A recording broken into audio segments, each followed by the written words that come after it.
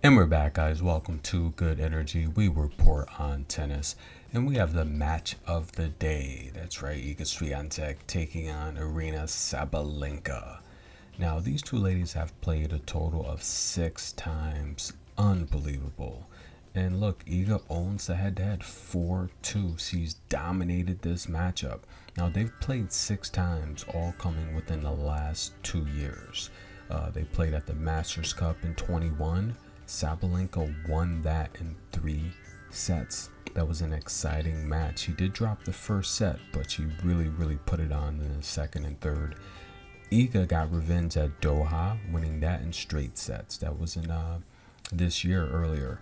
And then they played at Stuttgart in the final there, where Iga won that in straight sets, 6-2, 6-2. And they played again in Rome this year. Iga won that 6-2, 6-1. The US Open was really exciting. That did go 3 sets. Sabalenka won the first set, dropped the next 2. And of course, they played this year at the Masters, and that was an exciting match. That also went 3. Now, this matchup today here, it's going to be a really good matchup, and we're going to get into some technical analysis, and I think we are going to be in for a treat. Now, let's take a look at Sabalenka. She's 33-23 on this season. I mean, if you ask me, that's a pretty mediocre season. You know, for every 5 matches she played, she lost 2 of them. She did make 2 finals this year. She made the final at Stuttgart in April. Of course, she faced Iga, and look, she lost that in straight sets, 6-2, 6-2. Now, she did go through a pretty tough draw. She beat Bianca Andreescu, Annette Kontaveit, and Paula Badosa. She also made the final in Hertogenbosch, where, look, that was really disappointing, okay? She beat Katarina Bandel, Hartono in the round of 16. She beat Alison Van Uytvanck in the quarterfinals, Shelby Rogers in the semifinal, and she lost to Alexandrova from the Federation in the final. 7-5, 6-love. That second set was very disappointing. Now, Sabalenka, look, of course, the big question is, when's she going to win a slam, right? I mean, that's really all she's missing. She's one of the hardest hitters on tour, very powerful, lots of strength. Now, the Australian Open's coming up. She's made the round of 16 twice there. And, of course, that's been in consecutive years, in 21 and 22. Roland Garros, I don't think she's the best clay player, but she can get to the round of 32. She's done that 3 years in a row, right? Wimbledon, she made the semifinals last year, 21. The US Open, she plays her best tennis, let's be honest. She's made the semifinal 2 consecutive years, this year and last year. So it definitely seems like she's getting closer to that slam championship. Will this be the magic year? We're going to have to see, because, I mean, in terms of final appearances, we know last year was her best year in 2021. Now, of course, this tournament is in Abu Dhabi. Look, she loves playing here. We saw her win this tournament last year against Kudermetova in the championship, but look, she went through a tough draw. I mean, she beat Hercog in the first round, Ayla Tomljanovic in the second round, Ons Jabeur in the third, Elena Rybakina in the quarterfinals, Zachary in the semifinals, and Kudermetova in the championship. So, I mean, that was a very good win to start the year. She went to Stuttgart, where, look, and I covered all of these matches. Ashley Barty was just dominating Sabalenka early on. We saw Ashley Barty bump her out in Miami in the quarterfinals. That went 3 sets. And Stuttgart, that also went 3 sets. Now, these were locks I was giving out because they were basically 50-50. They were pick-em matches. And, of course, we had Barty and Stuttgart and Miami as well. Both 50-50 matches. However, in Madrid, Sabalenka was the pick that I gave out. Now, she would beat Barty. And, of course, that was just, look, the law of averages. You know, Barty beat her twice. Look, it's time, and both of them went 3 sets. It's time for Sabalenka to win. So Sabalenka did get her second championship at Madrid last year, and then look, she did really well at Wimbledon. She made the semifinals, but the reality here is, when is the slam coming in? That's what everyone wants to know. And if she's going to win a slam, she has to win matches like this versus Iga. Now, this is an exhibition. However, look, the princes, they pay very, very generous. They pay very well. And I would imagine there's some type of bonus if they win these key matches like this. So I expect both of these ladies to actually give their all today. Now, let's take a look at Iga. Now, she's been really joyful and playful with her teammates. She's having fun out there. And the match earlier today against Anastasia Palyuchenkova, she really did not look that good. However, Anastasia has power, raw power, that can really frustrate any opponent. And look, like I said earlier, Sabalenka won a championship in Abu Dhabi against Kudermetova. And Kudermetova's, she's no stranger to facing Anastasia. Look, they're both from the Federation. They played a total of 4 times, and it's right down the middle. And I'm going to give you guys a quick flashback here in case you forgot. How many of us can remember a young Veronika Kudermetova taking on Anastasia in Moscow? This match was amazing, and Anastasia was the slight favorite in this match. I remember it like yesterday watching it. Amazing match. Both ladies from the Federation. Look, the young versus the veteran, and this was Veronika's big stage here. She would ultimately lose the match, blowing a huge lead in the second set. And yeah, just the experience of Anastasia would come back, and look, Veronika, this is when she used to wear the small, short blue shorts all the time. And question, guys, why do the ladies Photoshop their legs on social media? Anyone notice that? I don't want to open a can of worms, but if you know, you know.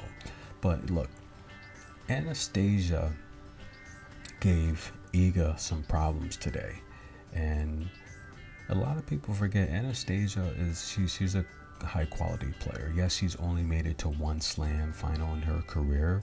However, she's a tough out for anyone. And she proved there. Just simply, her ground strokes are powerful. She's got a lot of power to really, really make opponents make adjustments and hit uncomfortable balls.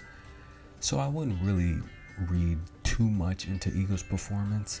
However, if she plays like that again versus Sabalenka, then look, it could be a long match that can go either way. And of course, I think Iga's overvalued. I mean, she's coming off of a match where she was of course, the clear favorite versus Anastasia, and now she's another 5-1 favorite versus Sabalenka. Now, I gave you the lock to take Sabalenka at the WTA finals. I told you to take Sabalenka to win at least a set, and I also said that's an upset alert. And of course, Sabalenka won the match outright. So what's going to happen today here? At the WTA finals, Iga was such a huge favorite that Sabalenka to win at least 1 set, which was the pick I gave you, was an underdog pick. And similar situation here, Iga is another huge favorite. But I want to take a look at Sabalenka's serve, because her damage starts with the ball toss, and she had Iga in trouble that matchup. Let's take a look there. Sabalenka came out guns blazing. And it started with her serve. She broke Iga twice in the first set. She had 5 aces, and she really attacked her all match long on that first serve. Now, Sabalenka in that first set won 82% of her first serve points. She dominated Iga. And if you take a look at the aces, she really mixed it up. She literally kept Iga guessing. She went wide, she won there. She went down the middle, she won there. And literally, when she was facing south, she attacked Iga's backhand, and Iga had no answer for anything Sabalenka did in that first set. She won the first set 6-2. She broke her twice, won 82% of her first serves, put up 5 aces. Iga had no answer. And look, you've never seen Iga this frustrated, making so many faces. She was dominated in this match. And look, I said it when she defeated Coco in the previous match to get to the semifinals. The announcer asked her, said, Iga, look, you have to be confident knowing you need 1 more win to make it to the WTA finals, the championship match. and you're facing someone you've beat 4 times, you've dominated the head-to-head, winning 4 out of 5 matches, you have to feel confident. And Iga replied, well, no, because you never know how these things can go. That answer to me let me know that she was going to lose the match. So, and look, Sabalenka is not, people do not like facing Sabalenka because she's so strong and powerful. It's literally stressful. It's a stressful situation. It's a headache. Look at Iga all match long just making faces. This is why I say Alicia Parks is going to be a problem. She is just as strong as Sabalenka, if not stronger. I mean, if you compare serve speeds, she's stronger. Alicia Parks is going to be a problem. Facing these strong opponents with these powerful first serves, it's very stressful because your first serve is it's your strongest weapon. Literally, it's your fastest shot, sets up all of your offense. And what's going to happen today is the $1 million question, right? Now, if Iga doesn't want to see Sabalenka waving to the fans, smiling at the end of this match in victory, but rather upset, frowning, throwing her fits, swearing, then she needs an answer to this rocket serve that Sabalenka has. I've been saying for years now, Sabalenka has a great form, great motion on her serve. She literally just thrusts her hip, puts all of her leg muscle and weight into that rocket serve, and literally 120 miles per hour each time. It's very stressful. I mean, just look at the motion. Beautiful technique of a serve. Iga's gonna have to really attack and be aggressive right from the start. There's really no other way around it. Now, Sabalenka had 12 aces in that match. She really came out guns blazing, and I expect her to do the same here. However, she did have 9 double faults, so she literally gave 2 service games away to Iga for free.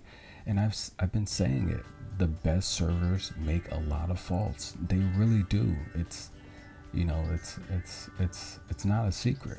The best servers make a lot of faults because they're so strong and powerful, and a lot of times it's tough to really guide the ball when you're just putting so much force into it that strong, you know.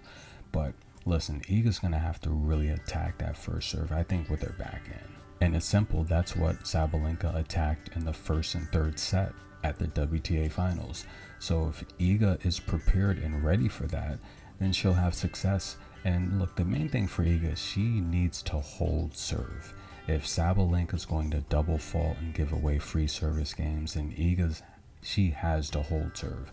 If she can hold serve, she'll be fine. And listen, guys, Iga's the best returner in the sport right now. She's literally winning nearly 60% of her return games, which is unbelievable. And look, Sabalenka's she's not the best when it comes to holding serve. I mean, 68% for, you know, a top 5 player is not that great, guys. When we're talking top 10, top 5 players, you should be holding serve in the high 70s, if not 80%. And listen, of course, Queen Serena. And look, Alicia Parks is holding 80% of her service games, guys. You're telling me someone that's leading the tour in aces? We're talking top 2 in aces? Top 2, top 3 in aces behind Garcia and Elena Rybakina? And she holds serve 80% of the time, that she's not going to have a great year? Okay. Don't get me started with Alicia Parks. But nonetheless, guys, we have a great matchup today. Get your popcorn. Iga was a 5-1 favorite. She's now a 4-1 favorite. Get your popcorn. I can't wait to see this match. This is Good Energy signing off. We will see you soon. Match starts in about 6 hours. And listen, guys, we also have Caroline Garcia versus Elena Rybakina. That's going to be an amazing match as well.